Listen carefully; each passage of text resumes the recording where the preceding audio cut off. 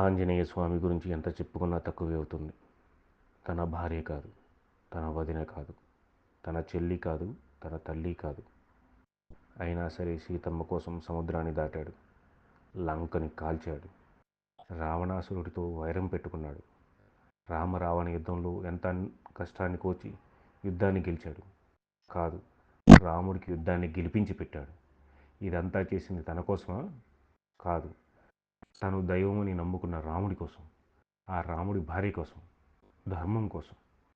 పోనీ విభీషణుని లాగానో లేదా సుగ్రీవుని లాగానో రాజపదవి పొందాడా? కనీసం చిన్న మంత్రి పదవో సేనాపతి పదవో కావాలని అడిగాడా? లేదు కదా. అందుకేనేమో కలియుగంలో కూడా ఒక వానరాన్ని దేవుళ్ళ మనం రోజు పూజిస్తున్నాం, గుండెల్లో పెట్టుకుని ప్రార్థిస్తున్నాం. జై హనుమాన్.